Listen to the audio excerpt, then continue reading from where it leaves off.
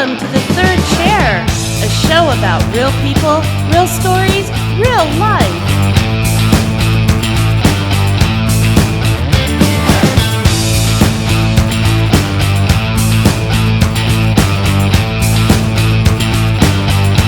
Here are your hosts for the Third Chair, Peter Grigg and Doug Bazeski, and our returning guest, John Rabins. Welcome back to the Third Chair with special guest, Dr. John Rabins. John, thanks for joining us again this week. Hello. Hello.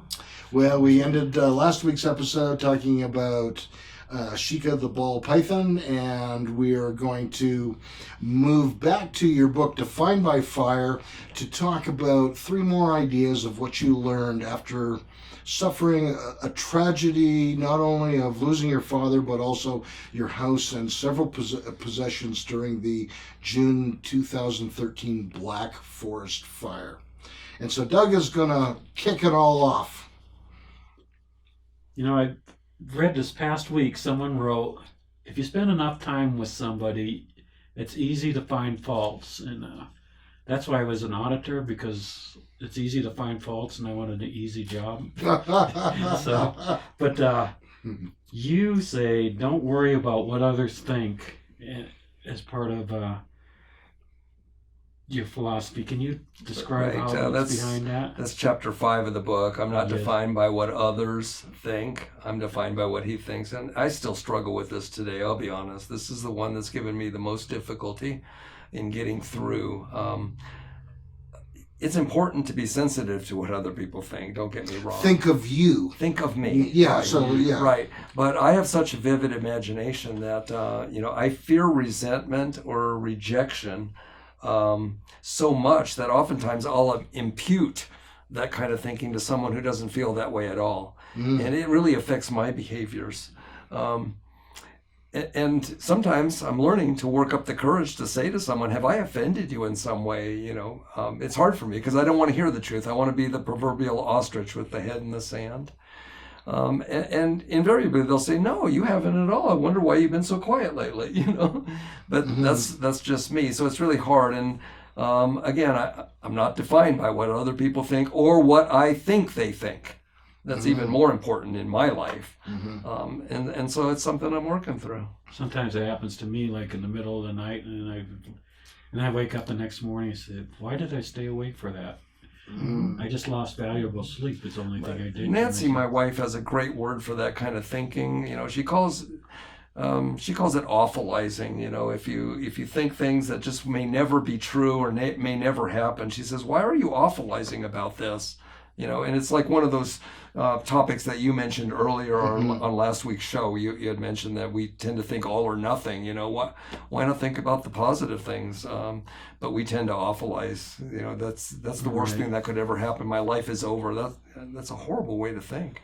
Yeah, wasn't it Mark Twain that said something like, many horrible things have happened to me in my life, and most of them actually didn't occur because they were like all in his brain, all in his head. Mark Twain also said, I recommend that you start every day by eating a toad, because when you do that, nothing will be worse than that during the day. It'll all be better. Yes. Which brings us to our next one, or your next defining truth, is what I can control, because you had something particularly bad when you had the fire and your father dying on the same day. You look at it like now, nothing's going to bother me because I already had the worst day of my life. But I can still conjure up awfulizing thoughts any day now, even after the fire. So I haven't gotten that yet. And, I thought that I could control everything, and truly I don't. I've learned through the fire, and I've learned through addictive behaviors in my life, which I write about a little bit in the book. Because when we are struggling with addictive behaviors, it's like this little piece of my life I'm going to keep to myself. God, you stay over there for a while while I indulge in whatever the addictive behavior is. And he wants everything. He does, and it's so hard to give over everything to him. But after the fire, I realized that. Let's see, I'm drawing a blank here. I hope you'll cut this out. So after ask the question again. of what you can control, and you can't control everything. God controls it. Right. And you learn that. I what I'm starting to realize is that I don't control much of anything. Mm-hmm. Okay. I control, I wonder if I control my thoughts. Another friend mentioned to me, you don't control your next heartbeat. You don't That's control true. your next breath. Mm-hmm. How much do we really control? That's a good question. It's probably a topic for another day. Yeah, I mean, because I think we do. I mean, we theoretically have a choice to perform a good deed or have a good thought or say a kind word. So it's not like well, maybe we don't. Maybe some people argue you really don't. We really have no control. But I would argue maybe we have some control over some things, but not everything. Sometimes I look back and I said some of my best ideas, like at work or something, and I said, how did I ever think of that? And I'm like, maybe I wasn't really in control then. Yeah. It's God telling me, hey, why don't you do this? And I'm like, oh. So it's like, maybe we don't even control our thoughts all the time. Oh, so now we have to do a show on free will versus predetermination, but that'll be another show. That'll be another show. And also, John, we appreciate you coming in after a long, hard day at work. It's easy to be exhausted and have a moment of, what was I thinking? But that's all our guests come in after 12 hours. Or no, don't you also get up at 5 a.m. to ride or spin? Oh, that would be late. I'm usually up by 3:30 or 4. No way. Yeah, way. What? Oh, wow. Yeah, I just do better in the mornings. You do better in the mornings. But I go to mornings? bed early too. I mean, you guys are keeping me up late tonight. Oh, yeah? Yeah, it's already 7:15, and I'm usually in bed by 8:30, 9 at the latest. Do you put on the Tonight Show or something? I don't watch TV except for Jeopardy. Just Jeopardy. That's it. You were so old school. I bet you get up in the morning and do crossword puzzles. Sometimes when I exercise, I'll do a crossword What puzzle. about Sudoku? You do Sudoku? No, I hate that. Oh, I love Sudoku. Oh, man. My wife likes Sudoku. To me, that's like word finders. I just can't get into that. Oh, see, I like numbers. You like numbers? Yes. See, I like, if I'm going to relax, why hit myself in the head with a Sudoku puzzle that just frustrates me? I'm going to put on, some nice music that I like Sure. Led Zeppelin or some rock and roll, classic rock and roll. So Peter always tells me the celebrities he hangs out with. And, I know a couple. But you talking about who I know and how that is not important in your book. Can you talk about that for a bit? Sure. I don't know if others feel the same way I do, but I had a chance in my Air Force career to brief a lot of important people. I mean, I briefed U.S. senators. I briefed high-level general officers in several branches of the military. I got to brief in Uzbekistan. It was a trip that I made with another few scientists. We were looking for unique technologies that could help us track smaller objects with our satellite surveillance network than we were able to do. Yeah. I got to brief the Secretary of Defense there, and it always makes me feel good when someone of that stature, even Jay Leno I met once at a gas station with my cousin. He lives near Jay Leno, and and I felt duplicitous because I told him how much I enjoyed him. I never really liked him that much. Sorry to admit that, but I mean, it's just hopefully Jay Leno isn't watching the moment. No, I have nothing against Jay Leno, but he's never been one of my favorites, and it was just really a special moment for me to see him in one of his Stutz Bearcats. He has probably 100 amazingly special cars in his collection. Yeah, he's got his collector. But you know what? After the fire, I realized that if I saw Jay Leno today, he wouldn't remember me. He wouldn't remember me at all. I remember him. He wouldn't remember me. So the last chapter, chapter 7, before I wrap up the book, is I'm not defined by who I know. I'm defined by him who knows me best. And I think that's pretty self-obvious. Yeah, I mean, throughout the book, you've talked about all the kinds of things that make us feel important or worthwhile, whether it's possessions or how well I can do an occupation or who I know, all these things that perhaps too much we Put too much emphasis on it. way too much emphasis to We feel do. good. Yeah. To, when it should just be, Remember, I know loves God, you. that should be enough. Well, it is. And the bottom line of my book, the last sentence of my book is when you come to a place in your life of realizing that all you have is Jesus, then you realize that Jesus is enough. Mm-hmm. And I have Jesus is enough on a t-shirt on the back page. Oh, nice. Just kind of tying in the t-shirt thing. Do you have a website where you're selling those t-shirts? I don't sell t-shirts. No. But I do have the book is available on my own website, which is called definedbyfire.com, the name of the book.com. It's also available on Amazon these days. Excellent. Yeah. So we're going to take a brief break and we'll be right back.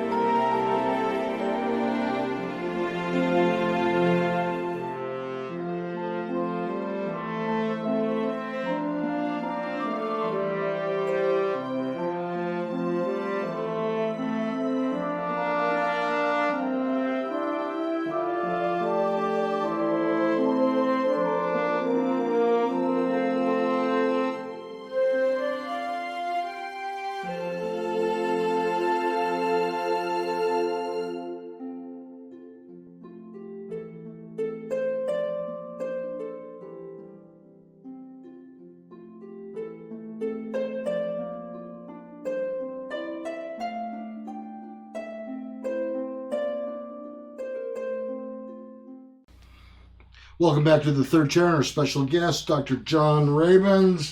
Thank you, John, for sticking around, even though it is past your bedtime. Let's talk about your pursuit of music. So, what musical instruments do you play? Piano. Is that the only one?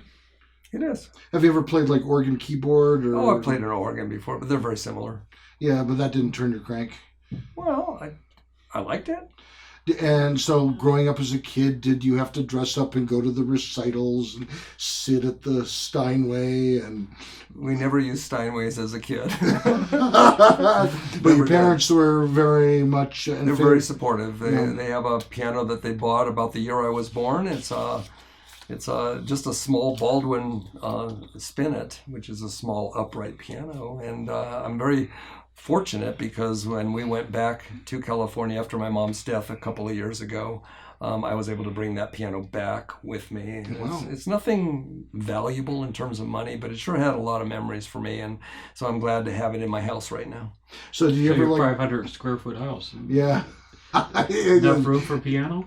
I don't live in a 400 square foot house today. Yeah, Oh. you just moved out, yeah. No. We were Sweet. fortunate. We were starting to build a house on the property that Oh, burned, okay. and we decided to abandon that idea, especially after Nancy said, John, even if we build a magnificent home, we'll still see destruction every day. Is that something we want? And I said, I don't think so. And so we bought an existing home in the Black Forest, in the northwest part of the Black Forest. It's not our dream home, but it's a lovely home, and we love living there. It's on 5 acres. Sounds like you're grateful. It sounds like... Very grateful. Yeah. To be able to live in a place like that. So, did you ever like play in a rock band? Like keyboards in a rock band? Not really. No, I never saw myself as a rock star. Okay, what about like at a bar? Like Billy Joel, the piano man with a bowl that You're has making way tips. too much out of this, Peter. I'm just asking an open I question. remember one Yeah. time where I was asked to play a piano at some kind of party that was going on, and I'll never forget, somebody came over and put $1 in a cup for me.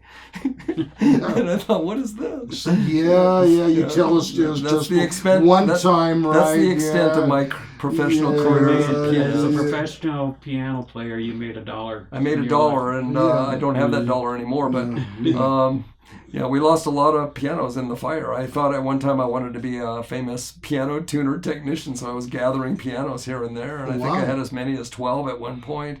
And I realized I don't want to work that hard to make a living. So you collected T-shirts and pianos. Then was there anything else that we should know about that you collected? I don't know. I collect books. We lost a lot of books in the fire. Now back to the piano just for a second. Now you do play. You have over the years played as part of like the worship team at church, have you not? I'm still doing that. We have a very large Sunday school class that I'm in, and I play the keyboard. We do 3 or 4 hymns at the beginning of our Sunday school. Do you sing as well as you play, like Elton John? I don't. You just play. I mean, someone once said that, to sing and to play an instrument at the same time is like speaking 2 languages at the same time, and I never learned how to do that. Yeah, it's amazing that people that can do it. Mm-hmm. I'm really quite impressed. And last question.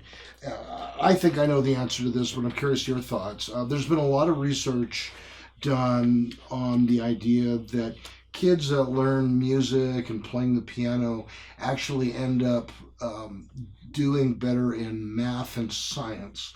Have you seen that, or did you feel like that was part of your experience? I think it was true for me, but I don't know how good I would have been at math and science had I not had a musical background, so it's really hard for me to say cause and effect in that case. I think it does open you up to different ways of thinking. So I haven't read many articles. I've read a few that seem to link the two. Did you do that with your kids? Did you have them learn to play musical instruments? Yeah, Nate is a master pianist. He's my younger, and he's phenomenal. Cool. He really is good, and he can sing and play at the same time. He is that good. Yeah, I can sing and stand at the same time, but that's about the best I can do. But after a couple minutes, he needs a break and sits down. That's right, before I fall over. Yes, and now Doug is going to ask you a couple of questions. Certainly. You have another book coming out, and it's something I think is a great accomplishment. You biked from across the United States. I did. I'm not really a biker. I learned to love biking about 2 or 3 years before I actually embarked across the country in 2018. It was my niece, my cousin's daughter from California. She stayed with us in the house that ultimately burned for, I think, about 6 months while she was going to the Denver Art School. Okay, so we became close. And one day she was in Denver, and she invited Nancy and me to lunch. And she said, her name is Lindsay, by the way. And she said, Uncle John, she said, I want to ride my bike across the country. I said, well, that's really ambitious. And she said, I need somebody to go with. My dad would really prefer that I go with somebody. I said, oh, okay, what about my cousin Steve? And she said, oh, no, I don't think that's a good thing. She just, I guess, didn't feel like it would be a compatible arrangement. And then I said, what about your dad? And she said, absolutely, absolutely not. She said, actually, she said a different word, but I won't say that. She said, no. I said, well, this was in September of 2017, and I said, what about me? And she says, now you're talking. So she had a plan when she had a plan, and I said, boy, that's something I would love to consider. She says, well, can we leave next week? Oh! I said, Lindsay, no. I said, we've got to prepare for this. It's going to take a lot of preparation. We don't even have bikes. I ended up buying the same bike she did at REI. It was one of the co-op touring bikes. And, she came and lived with us for about 3 months. And I said, by the way, we also have a problem leaving now because we're about to embark on winter, and that's going to be difficult. And I have a practice that I run. I can't just walk away, and I had to find a doctor or two that could sub and see patients for me. And so I was able to do that. And so we ended up leaving May 1st of 2018. And Nancy had driven both of us in our bikes to Astoria, Oregon. We did the adventure cycling, the most popular trail. It's from Astoria, Oregon, all the way down through Colorado and then across to the Victory Monument in Yorktown, Virginia. Wow. And I've got the pamphlet right there if you want me to hold it up. It's just right up there. Yeah, I'll go. How long did this trip take? It's in the pamphlet, I know. It is in the pamphlet, and there it is. Yeah, there we Should have are. picture of you We'll at put that the on the end. screen later. Yeah. Yeah, I guess we'll put this up. But this was an article that the Colorado Optometric Association did, and they featured my ride across the country. There is the bike with panniers. We camped along the way. And we had some difficulties. I won't go into those necessarily, but we broke up as a riding couple somewhere around Missoula, Montana, which is where Adventure Cycling is headquartered. And she went off one way. I went off east. She ended up heading back to California. She abandoned the trip. And but this is a map. We left from Astoria. We went all the way down. I spent a week at home. There's Obi, my dog. And then I ended up at the Yorktown Victory Monument here. It was 4,300 miles of pedaling. I can't believe that I did that. But all the stats are down there. There's some stats on here. And then this is me at the picture. This is me at the Victory Monument. That was just a So glorious. did you carry your food on this as well? We carried some, but we stopped sometimes and fast food kind of thing mostly. And sorry, Peter. That's all right. We stopped and we would gather something to eat, or we would camp and have something that we would make at the campsite. But I think the most where you're going with this is the most important thing is this was a healing journey for me. And I'm really glad that I was scary. It was really scary to break off from Lindsay because I relied on her so much. But, she gave me the courage to do this on my own. And with God's help and with people that I met along the way, they were just incredible. I made it. I wrote just about every day. I put together a blog and people were watching what I was writing and looking at what was going on in my life. Of course, I had to not communicate while I was going through Yellowstone. There's just no signal there. Yeah, so my staff was really worried that I was in trouble. How long did it take you to go through Yellowstone? Oh, just a couple of days. Did you get chased by any bears or anything? I did not. I was being silly. I hung my food on a tree up here thinking that they wouldn't get it. And that was really stupid. I shouldn't have done that at all. They're very good climbers. Yes, The I bears, thought that's yeah. what you're supposed to do. I know they are. Or it used to be. Yeah. But anyway, the book is Spiritual Musings from the Saddle of a Bicycle. That's what it's called. And it's available as an ebook on Amazon right now. It's short. And it's just the 15 devotionals that God gave me Cool. while I went across. And they were powerful devotionals. And I think it's time for a break. It is time for a break. We'll be back. Hold that thought, and we'll be back in just a moment. Okay.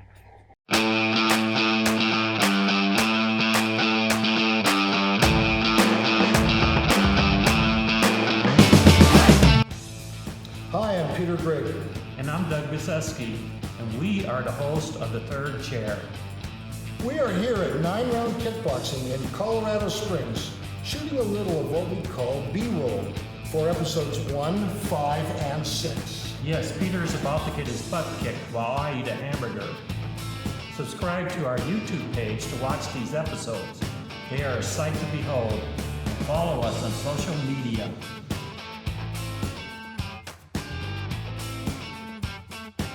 We are always looking for guests with a great story. And that would be everybody, because we all have a story. If you want to be a guest, send us an email. And then get yourself down here to 9-Round Kickboxing while you're at it.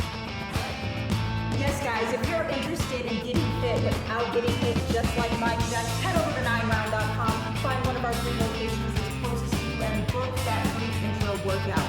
We look forward to taking it with you.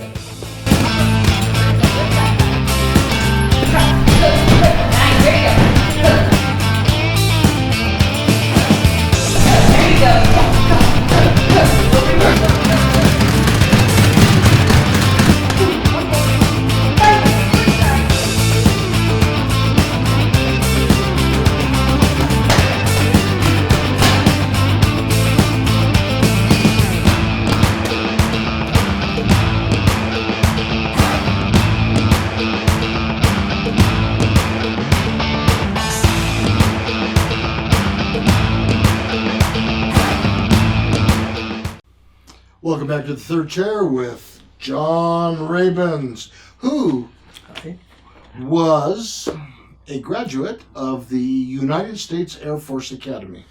And so I've looked up some things about the United States Air Force Academy, and it seems like you have a tremendously difficult program that combines academics, athletics, military training, and strict rules of conduct.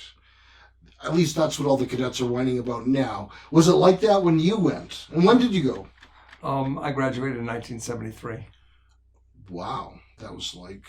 That's like an eternity ago. It was really a long time ago, yeah. And was it still pretty strict then? It was very strict then. Yeah, if anything, it may have become more lax. I don't know, but it was strict. But I loved it. What was the hardest part for you? That's a good question. The academics weren't the hardest part for me. I mean, some of the athletics. I was recruited as a gymnast, so I loved doing gymnastics and eating at the gym tables. In Mitchell Hall, the big dining room facility, but I remember it was very difficult for me, especially when we had to swim when I was just getting there as in basic cadet training. I was sucking for air. I came from sea level, and I wasn't a swimmer, so that was frightening. And then also, I'll never forget, during one of our training periods, they would put 16-ounce boxing gloves on us, and they'd have us go toe-to-toe with someone else. And I remember this real tall guy who was set to fight me and everything. And the way I think, I'm thinking, why would you want to hurt me? Yeah, I mean, I was looking at the current program, and they have like Boxing 101 is a first-year required course, and then multiple combatives. I can just picture you like randomly being assigned to fight some guy on the football team. He wasn't a football player, but it was frightening to me to think that somebody wants to hurt me. Now, the fact of the matter is, you can't do a lot of damage with a 16-ounce glove. You just can't. It's big and it's heavy. And you had the headgear on and of course. And they kept it pretty safe. I mean, I think it was trying to teach the idea of having a fighting spirit without getting killed. Right. So, those were difficult for me. But I love the regiment. I've always been a regimented person, which I think kind of contributed to my my anal way of thinking about things, folding shirts and putting them in drawers, stuff like that. Yeah. Well, you learned how to fold shirts at the academy. I did. I had you make a mean bed. I had one roommate who graduated from the Oklahoma Military Academy, and he used to spit shine the bottom of our trash can. I mean, talk about being anal about things, So you were like only medium compared to him. Absolutely. Absolutely. I mean, I don't think the upperclassmen cared about spit shining the bottom of your trash can, but he did it. Now, do you do survival training in the academy? You do. Do they drop you off like in the Arctic in just your underwear? Not exactly. No. I remember series. It's after you finish your first year. You go through survival, escape, resistance, and evasion. And I'll never forget... I try not to remember much about it, but I'll never forget that my roommate and I, and Ron and I were roommates several times, but we were together when they let us free. Okay, and the opponents, the ones that were coming to get us, were called the People's Republic of China, I think, or something like the PRC. And they talked, like you would expect an Asian to talk and everything. And they called us piggies, and they wanted to capture us and put us in a POW camp. And we were scared. We had a horseshoe sleeping bag around our neck, and they let us free, but they were pursuing us. And I'll never forget, Ron and I were running down a hill, and we both tripped and fell face first into a river. We got soaked. And before we knew it, these guys had rifles in our backs. Okay? So you didn't make it very far. We didn't make it very far, and they said it was good to have this happen at night, though, because they had to release us at night. But we were scared, and they asked us questions. They said, "Hey, Piggy, what are you doing in our country?" I was too frightened to say anything. I couldn't say a word. And Ron, he's so clever. He said, "Oh, we're visiting someone." And they said, "Well, who are you visiting?" One of our relatives. Who is your relative? He said, "It's my aunt." Remember, these rifles are in our back. Then the guy said, "What's your aunt's name?" Jemima. They both laughed. We had them, and then they had to let us go. Oh, that's great. Well, I watched a special on the Air Force SEER part. It seems like it's always in the colder parts of the country. If you look at like the Marines and the SEALs and the other forces, like their SEER training is in like Florida or Southern California, where it's nice weather. And this is during the summer too, so it was this in Colorado or? Oh yeah, So it was in Colorado. So it's in the mountains, just around the academy. And what was your major? I was a physics major. Now, was the academy looking for physics majors, or was that just your thing? And it's something I chose to do. Yeah, I mean that would make sense. You think physics major, lasers, things that the Air Force would want to develop. I mean, that makes a lot of sense. No, I chose that one. I feel more comfortable in the analytic sciences, math and science. After I graduated from the academy, my first assignment was in Tacoma, Washington at McChord Air Force Base, where I was an aircraft and avionics maintenance officer. We worked on large airplanes such as the C-130 and the C-141. And I remember trying my hand at law. Go figure. I thought, maybe I should just see what it's like. From science to law. I just thought, I'm just going to go to law school if I can get in at night. There's a university there called University of Puget Sound, and they have night classes. And so I signed up for that, and I did miserably. Absolutely miserably. Really horrible?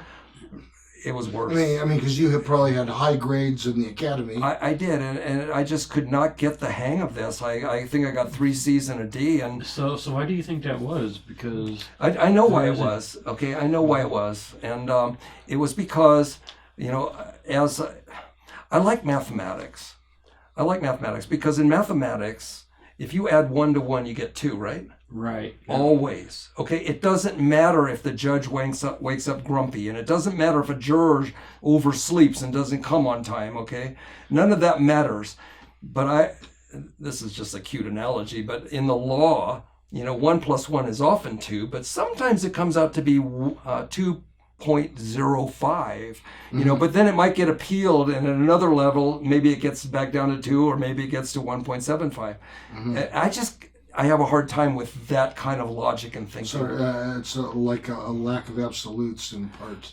Right. But also, their thinking is very different. In mathematics, the thinking is deductive, based on facts that are constant, whereas in law, it seems it's more inductive, and it's a totally different. Yeah, my favorite lawyer joke is, did you know that 99 out of 100 lawyers make the rest of them look bad? Having said that, I've got some incredible lawyers in my life that are very ethical and moral, and I so appreciate them, and they appreciate my jokes too. Yeah, the same with me. I've had some pretty amazing lawyers help me out at times.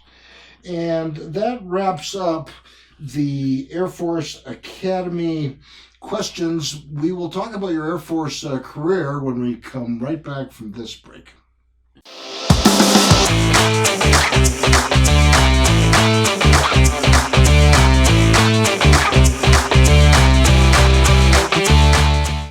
Hi, this is Peter Grigg on the set of The Third Chair. Our company, 2 Men and a Duck Entertainment, are excited about supporting Quantum Leap Recovery, an audio podcast that talks about all issues about drug and alcohol recovery. So watch for it and listen to it, and it'll be a great time of learning, and hopefully it'll help people that are struggling with these issues have a healthier life. Thank you very much.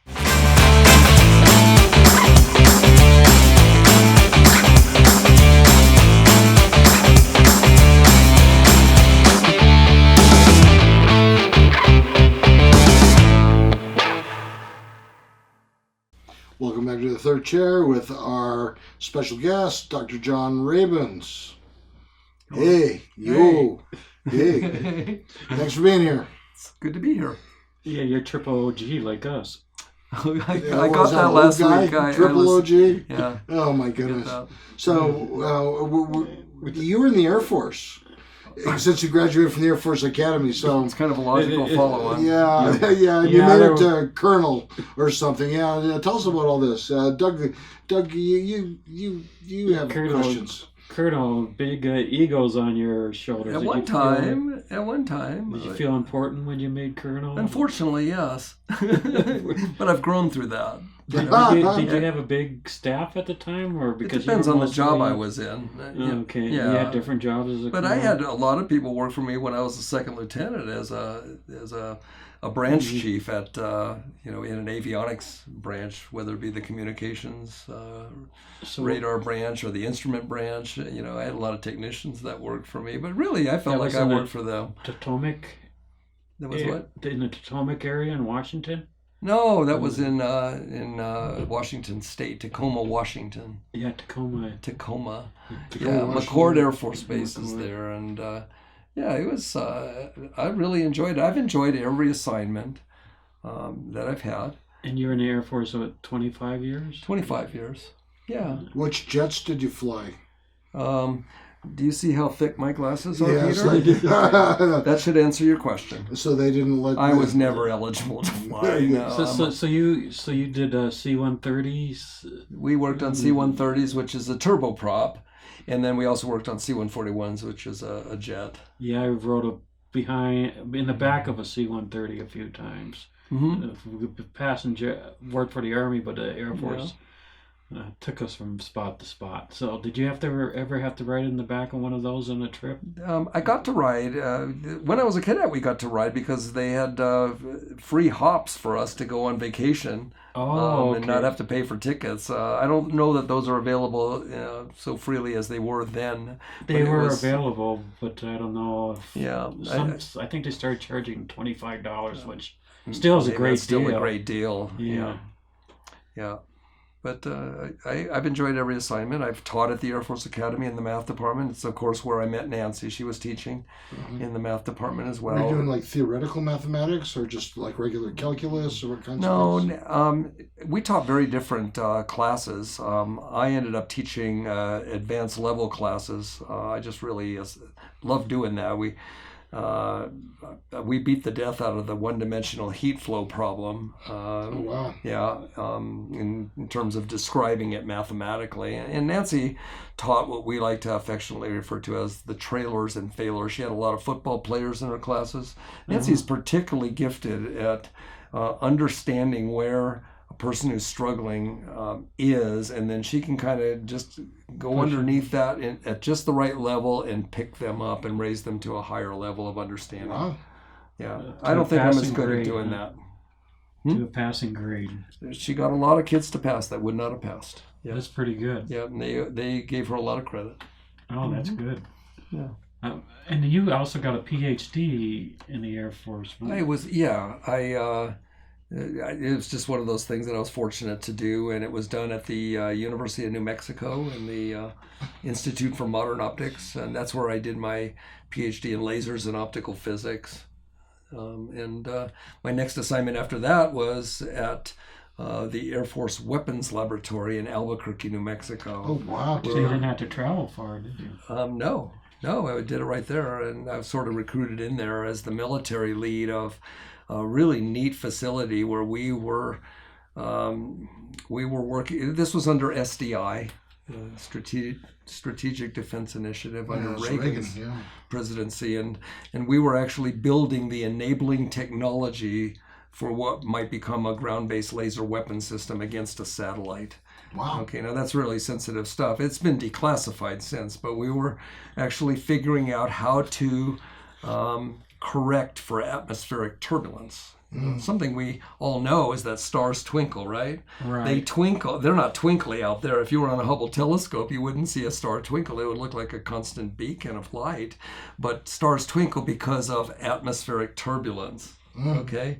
And so we were figuring out ways that we could actually measure the turbulence that we were going to propagate a laser beam through and correct for that turbulence with a very refined mirror and a wavefront sensor, so that we could actually turn the image around, turn a laser beam around with the same distortion but in the right shape so that the turbulence would undo that distortion as it moves through the turbulence. And so what would leave the upper end of the atmosphere is a nice plane wave that could be focusable. That's the value of a laser beam. It's coherent light, which means it travels in one direction. And we had to do that in hundreds of milliseconds because the atmosphere changes in microseconds.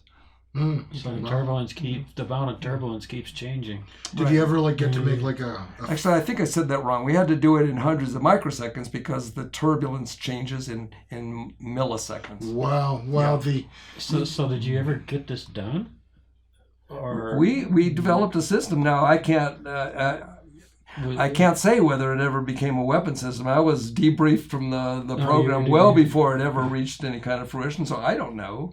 And even if I knew, I'd probably have to shoot you if I told you. Yeah. Right? That wouldn't be good on the show. That would not be good on the show. Yeah, no. there's a couple of Air Force guys waiting for you after we're done the interview. Right. Yeah, So no, I'm actually glad I'm not doing that kind of stuff. In fact, I had a chance to work for a contractor within the same kind of program, and I decided against that because I don't like the stress involved in black programs, which are compartmented programs. It just wasn't good for me. A lot of stress, a lot of high-level attention. Obviously, you have channels that are not available to most of the Air Force because of the importance of the job you're doing, but it just wasn't healthy for me.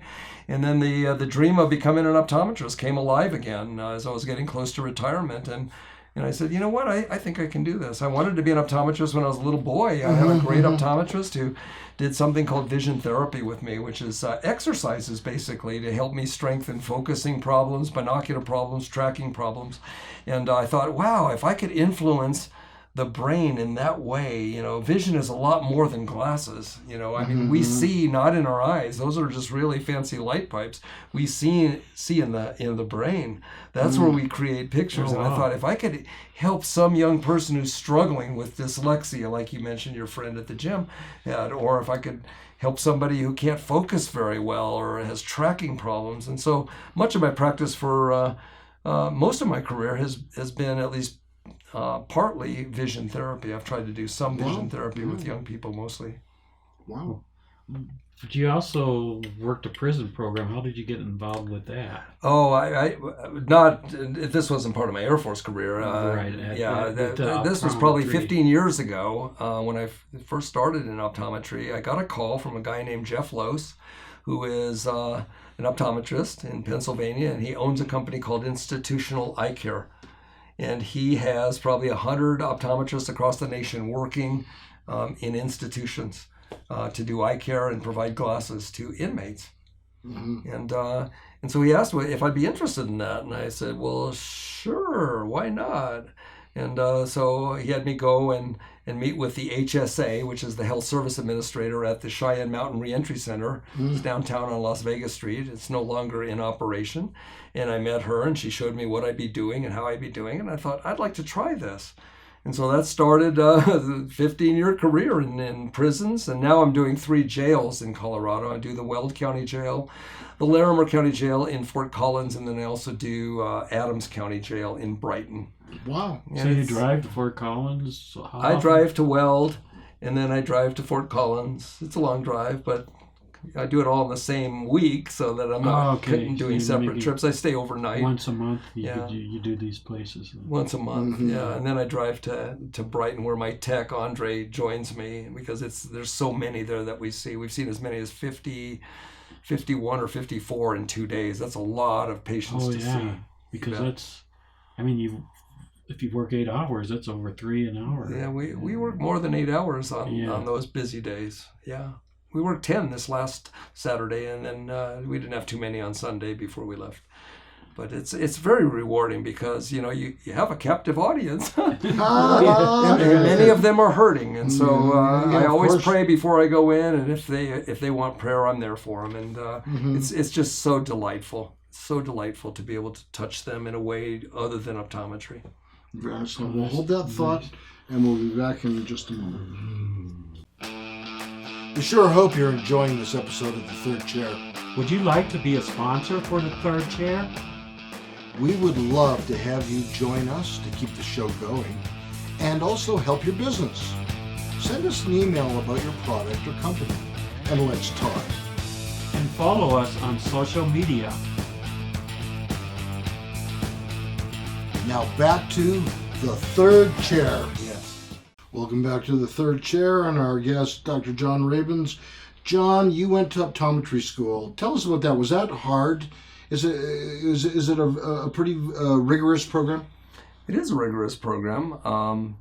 I found some of the courses very easy, like ophthalmic lenses and things like that, because it's all mathematics. And that's my wheelhouse is mathematics and stuff. I had trouble with some of the more health-oriented classes. For instance, the neuro course I took was really tough for me. It's tough for medical students too. Some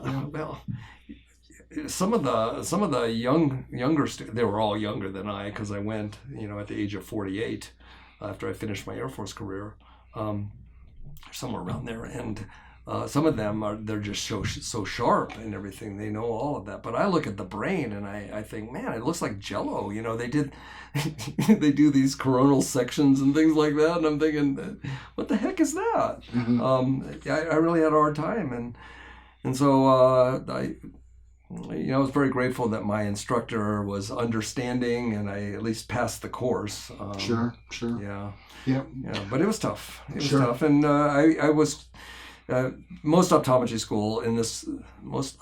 schools, and this one included, are 4-year programs post college.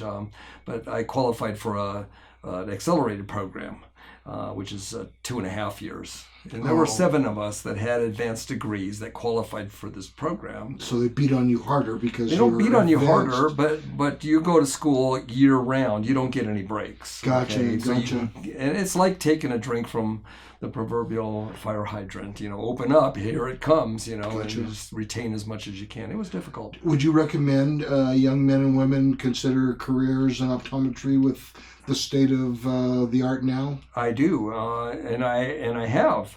I've had a number. I'm very fortunate to have had a number of young patients who say, "I want to be like you when I grow up." And there's no higher compliment than that. I want to be an optometrist. And so I always invite them, if they're really interested, with their parents' approval, to come and mentor with me or shadow me for a day or a half a day. And I tell them we always have to ask the patient if it's all right if you're in the room. The patient always says, absolutely. But I love optometry because, the state of optometry is really advanced today. We can do much today that we never could do in the past. I mean, there was a time where optometrists couldn't put drops in an eye to dilate a pupil. That's true. Because of the sort of the competition with ophthalmologists? Well, the American Medical Association has a lot of power. Okay, sure. But optometrists today are licensed to treat and manage most ocular disease. You don't do surgery. We don't. In some states, however, you can do minor surgeries. Okay, cool. Like capsulotomies and things like that to remove a secondary cataract with a laser. Oklahoma is one, I believe, that allows that. I love optometry because I don't get called in the middle of the night for an emergency. Okay. I can't see, doctor. Send them to the emergency room. Well, yeah, they go to the emergency room. Also, you can do whatever you want. I tell young people who are aspiring to optometry, I say, you can make as much money as you want or as little as you want. In my practice, we spend 30 minutes at a minimum with every patient. So you're not exactly assembly lining people. We are not pushing people in and out. No, because to me, it's more about relationship. Sure. With my patients. Now, a couple of things. So you have a practice in town. I know you worked for a bigger organization for a couple of years, but then you founded Optimize. Is that what it's called? Mm-hmm. Yeah, we'll put that information. And are you still taking patients, or is there someone at your office still taking patients? We are. I've cut back my hours considerably. I'm seeing patients a full day a week now. Tuesdays, it's a long day. I see a lot of patients. I have a younger female optometrist, Dr. Gail, who works with us, and she's an awesome doc, and she's my doc. Very good. And she sees patients 3 days a week. We're looking at now running double docs on certain days, and we're looking to grow again.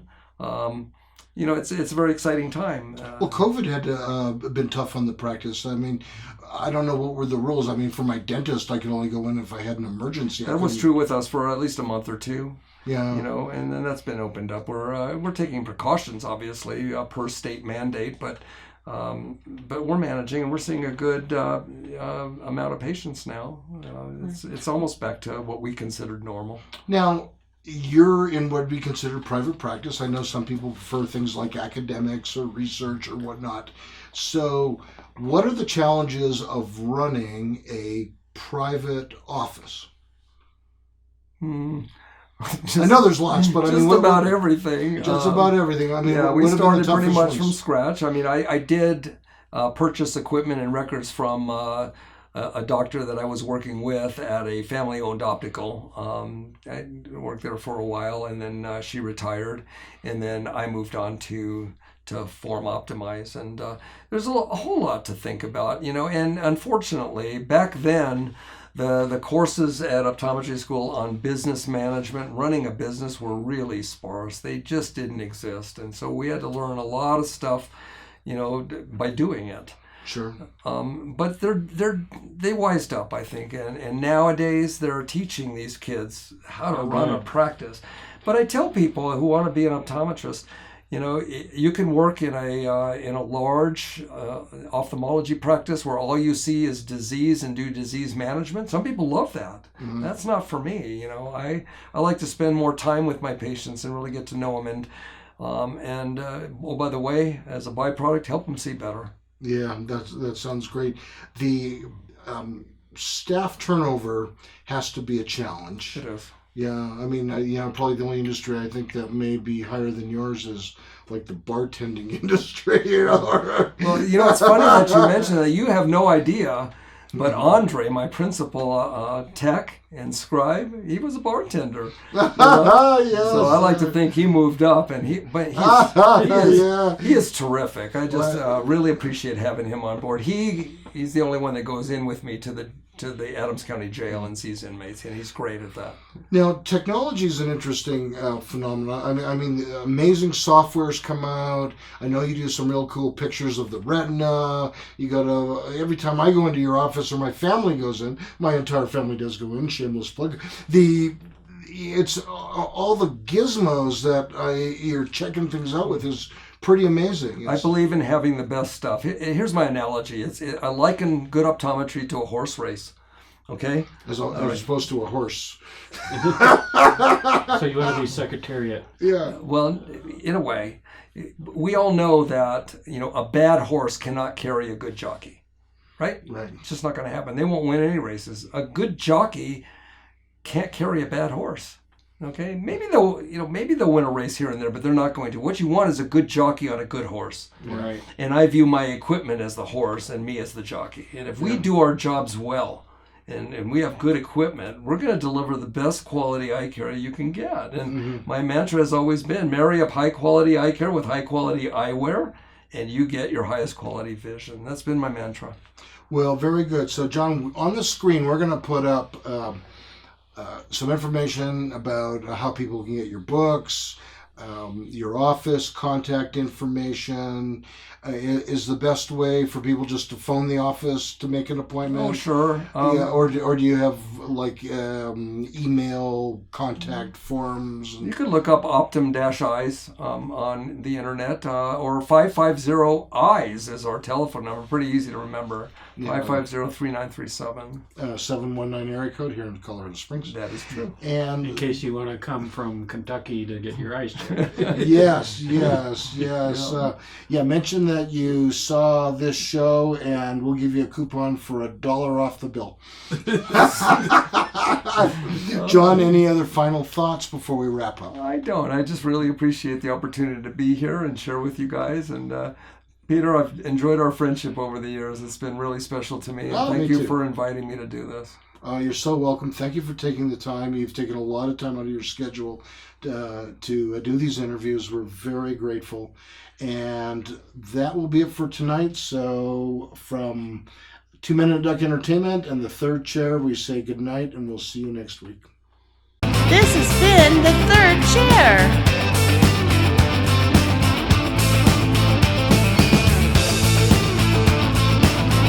Want to be a guest? Want to sponsor our show? Send us an email. Please subscribe to our channel and follow us on social media.